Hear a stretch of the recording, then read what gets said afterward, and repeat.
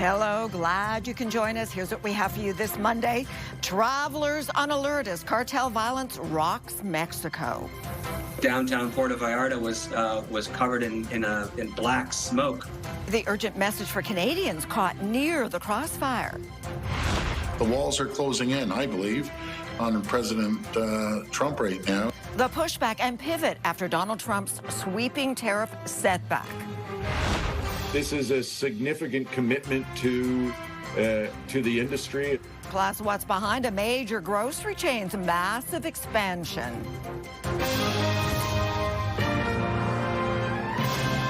CTV National News with Sandy Ronaldo. A wave of retaliatory violence across Mexico after the killing of cartel kingpin El Mencho by military forces. Global Affairs is telling Canadians in Mexico to exercise a high degree of caution and avoid travel to hot zone Puerto Vallarta, along with other states that include popular destinations like Acapulco and Mazatlan. CTV's Avery Haynes is in Mexico City, where the country's president is appealing for calm. And Avery, you have covered the cartel extensively for W5. So talk to us about this cartel boss. Who is he and why was he targeted specifically?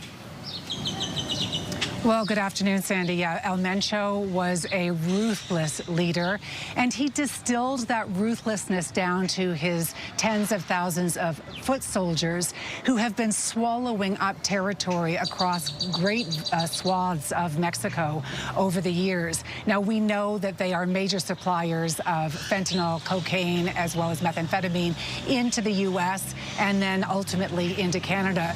But their signature is not just their ruthless violence, it's the display of that violence. They are known for not only humiliating and degrading their enemies, but hanging their bodies, decapitating them, and making sure that the fear of one death is felt in the community that they control. And what we know is that El Mencho, the cartel, is trying to send a message that even though you have killed El Mencho, it doesn't mean you have killed the cartel. Avery, while you've been talking to us, we've been showing our audience pictures of cars burned, explosions. There have also been shootouts with security forces. So why this response by gang members? Why is it so aggressive?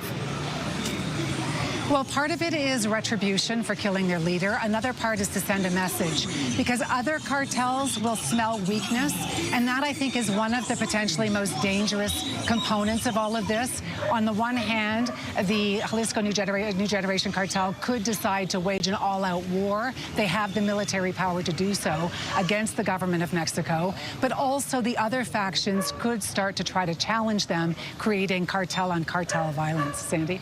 Okay, Avery, thank you so much for this. Really appreciate it. Thank you. Avery in Mexico City.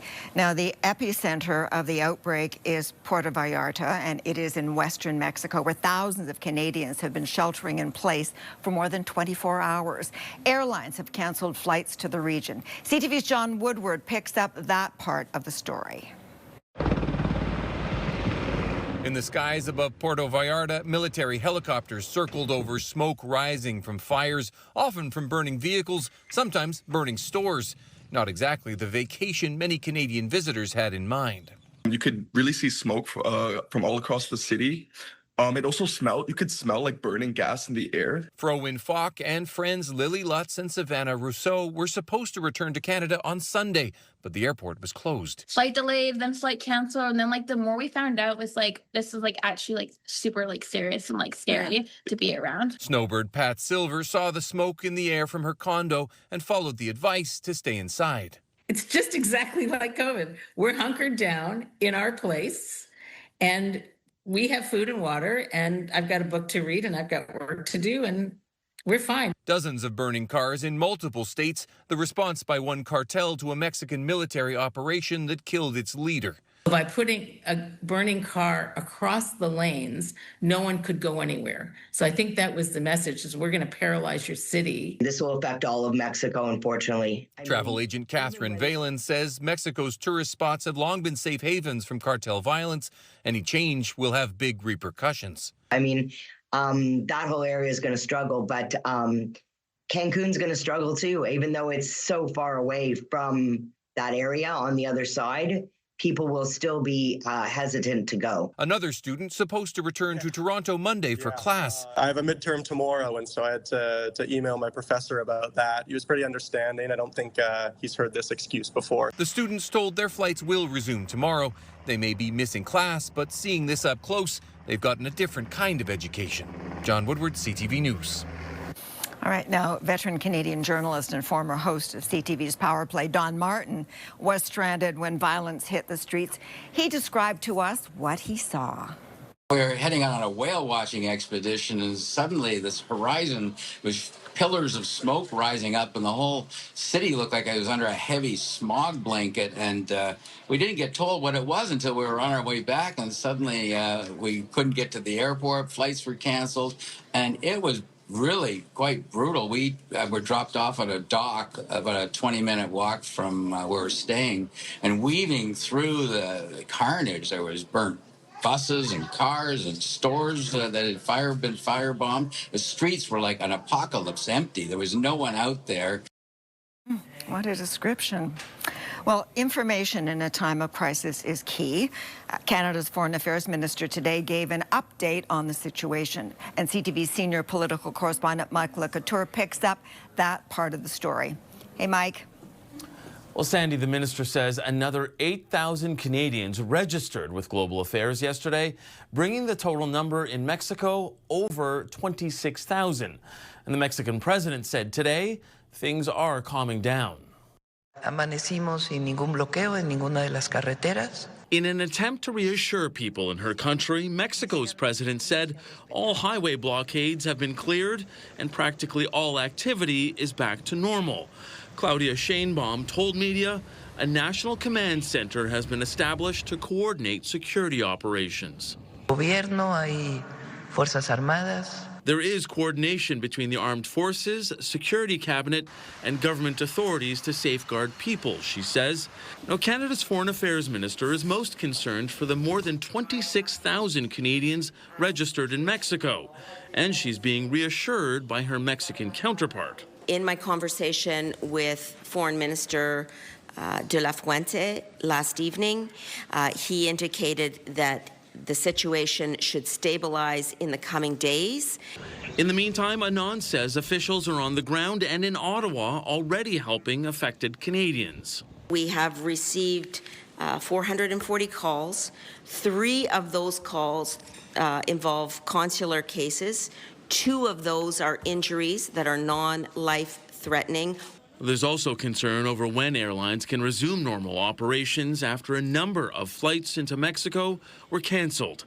Air Canada is urging all customers in the Guadalajara and Puerto Vallarta areas to remain at their hotel or current accommodations until further notice. WestJet canceled 20 additional flights to and from Puerto Vallarta on Monday, while Porter Airlines has canceled a total of 3 round-trip flights, adding, because this situation is evolving, we are monitoring it and will consider further policy and schedule updates as needed. This includes determining when flights can safely restart. Now, asked if Canada is preparing to organize repatriation flights for the thousands of Canadians who are in Mexico, Anita Anand said that is not something the federal government was considering at this time. Sandy? Okay, Mike, thank you. And you can let family members in Mexico know to register with Global Affairs by calling 613-996-8885 or email sos@international.gc.ca. Well, MPs returned to the House today after a week off with a brand new Liberal in the ranks. After a third Conservative crossed the floor, the Liberals are now 3 seats shy of a majority with 3 by-elections still to be called. Let's bring in CTV's chief political correspondent, Vashi Kapelas. Okay, Vashi, we were denied that moment of drama. Matt Genereux didn't show up. Do you happen to know why he wasn't there today? Yeah, he wasn't there. No high drama with the Prime Minister or the Leader of the Opposition, Pierre Poilievre. None of them were in the House of Commons today. We have gone to great lengths to figure out why Mr. Genereux was not in attendance today and have not received any official response. I've been texting with as many people I know whom have some sort of relationship with him, and the latest I can get is that he is anticipated to come into Ottawa later today, and that it was apparently travel issues, but again, no official confirmation of that. I'm also told that he might be heading on a trip that the Prime Minister is taking to a number of international locations. We know that he took over that role, or was appointed to a role of trade and security advisor to the Prime Minister, so perhaps it's in that vein. Again, I'll point out we don't have official confirmation of that. We're also trying to ascertain, for example, when the last time Matt Genereux was actually in the House of Commons, because I've heard from a number of Conservatives that it could have been as way back as November when he said he was quitting politics altogether. Still no answers on that one either. As for whether or not there may be more to follow, I am told the Liberals do have set in their sights other Conservatives. Sandy. A lot of unanswered questions. Okay, Vashi, thank you. Countries around the world are pushing back against new threats from the White House after the U.S. Supreme Court ruled that most of Donald Trump's tariffs were illegal. The markets reacted today with the Dow closing down more than 800 points. CTV senior correspondent Judy Trinh now on whether anyone will get a refund as a result of the court's decision. Hi, Judy. Sandy, that's a question that could take a lower court years to decide. In the meantime, the Trump administration is determined to keep collecting tariffs. My fellow Americans, this is Liberation Day. Donald Trump's use of emergency economic powers to impose tariffs has been shackled by the Supreme Court, but the White House says it will use other tools to get what it wants. The administration remains undeterred in reshoring American factories and getting rid of these massive trade imbalances. Over the weekend, Trump says he'll impose new 15% global tariffs to replace the ones deemed illegal. On social media, Trump warned against playing games and threatened much higher tariffs if countries back out of trade deals. But the European Union may not ratify the agreement it signed with Trump last year. A deal is a deal.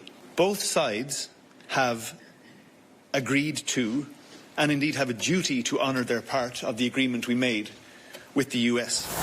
In the past year, Trump's tariffs have brought in more than 240 billion Canadian dollars. He needs to return that money, needs to refund that money with interest. He can do that in a nanosecond. The Supreme Court decision does not apply to tariffs that are devastating Canadian steel, aluminum, automobiles, and softwood lumber. But in the past few weeks, some Republican representatives have voted against Trump's tariffs on Canada.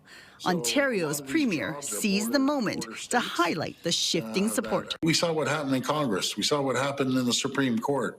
The walls are closing in, I believe, on President Trump right now. Because of CUSMA, Canadian companies will be mostly exempt from this latest Trump threat. In the meantime, the Prime Minister hasn't commented yet on Trump's latest threats, but he is preparing for an overseas trade trip. He's headed to India, Australia, and Japan later this week. Sandy. Hey, Judy in Ottawa. Thank you. Storm clouds are brewing as almost the entire U.S. East Coast is being hammered by a massive winter storm. Warnings stretch from northern Maine all the way down to North Carolina, with parts of the country buried under half a meter of snow. More than 5,000 flights have been canceled and hundreds of thousands are without power. This time-lapse footage shows the Empire State Building entirely engulfed in snow in New York City. All non-essential travel was prohibited in that city this morning, and a hazardous travel warning remains in effect. Now, the U.S. East Coast getting hit, as we said, with some severe winter weather warnings, and that will extend north of the border as well, where many parts of the Maritimes are experiencing the same fierce system. Areas of Nova Scotia, New Brunswick, and PEI are being hit with up to 25 centimeters of snow, with some regions dealing with powerful wind gusts. In Nova Scotia, many public buildings, including offices, rec centers, and libraries, were closed today at noon, and students were sent home from school early.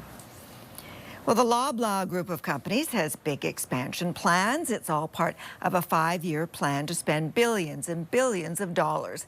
CTV's Adrian Gobriel looks into what the major grocery chain has in mind and why Adrian. Sandy, with many across the country grappling with the high price of food, Loblaw is hoping its plans for this year will be appetizing for Canadians. With Canada now home to the highest rate of food inflation among the G7, one of the country's largest grocers is setting the table for a sizable expansion. It says we're here, we're optimistic, we want to continue to grow. Loblaw Canada is investing $2.4 billion in 2026, with plans to build 70 new locations and create more than 9,000 jobs. The National Grocers Plan will focus on building new Shoppers Drug Marts, No Frills, and Maxi stores for budget-focused customers. Along with the renovation of 191 locations, it's an investment that stretches from coast to coast. Loblaw says it plans to open 4 new stores in Atlantic Canada, creating 600 jobs. 15 new locations in Quebec will create more than 1,985 positions. Ontario will receive the largest boost with 27 new stores and 3,775 additional jobs.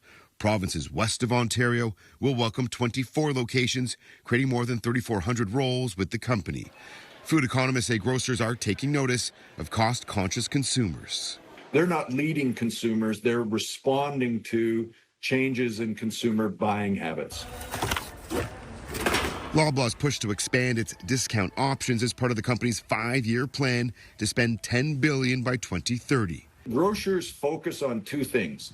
The first is share, that is getting people to walk into your store. And the second is basket, which is how much they spend when they come in. And if either of those goes down, they feel the pinch. Today's news comes ahead of Loblaw's 4th quarter results, set to be released this Wednesday. Some economists expect the company's upgrades to look similar to this. Just 2 years ago, this was a Loblaw's. It's since been retrofitted and rebranded as a No Frills, a sign of a shifting marketplace. Right. Sandy. All right, Adrian, thank you. Coming up after the break, a major injection into health care. There's still 0 doctors taking patients in those communities. What the boost could mean to those without a family physician.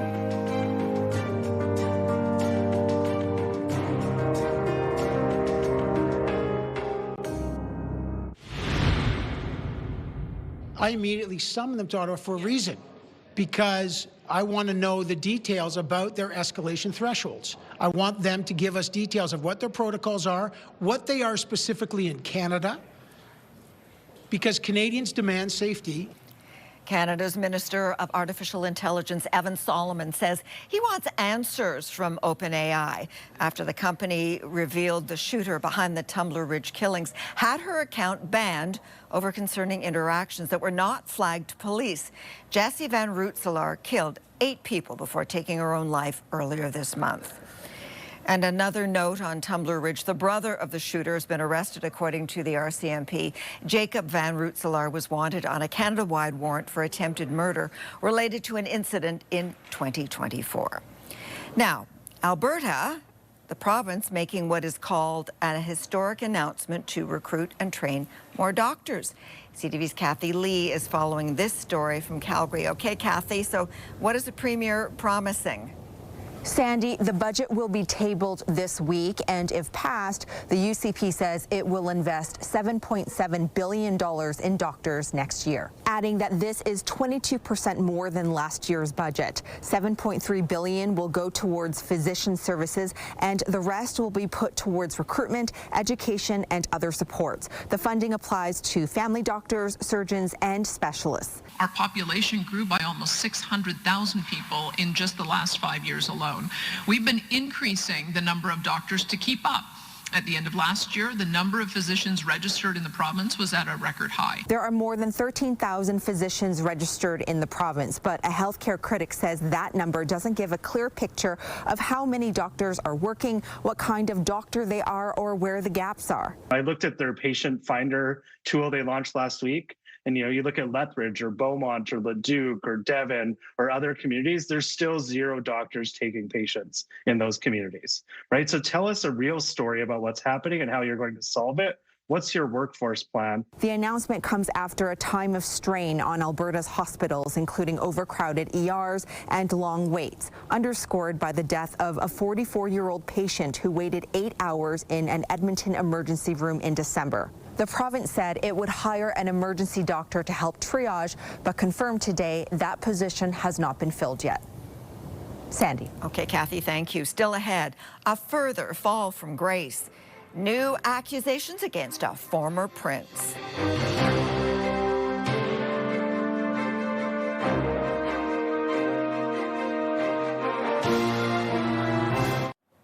The scandal rocking the royal family deepens with new allegations about the former Prince Andrew. The BBC is reporting that Andrew Mountbatten Windsor charged taxpayers for massages and travel expenses during his time as UK trade envoy. The position was unpaid but supported by public funding for overseas trips.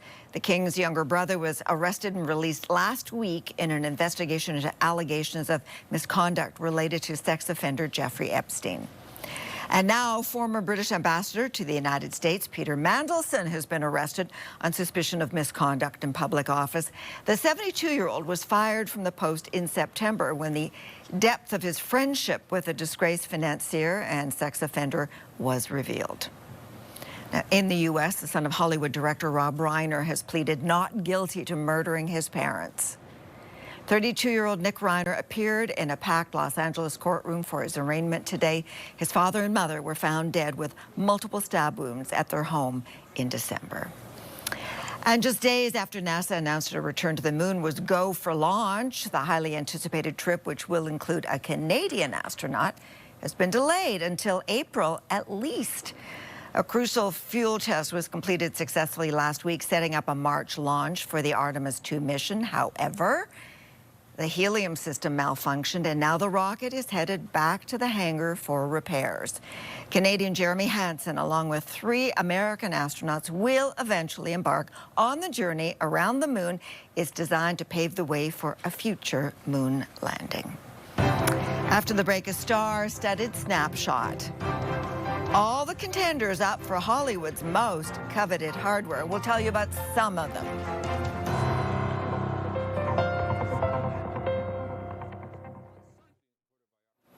A priceless moment caught on camera as an impressive collection of movie stars came together today for a memorable class photo.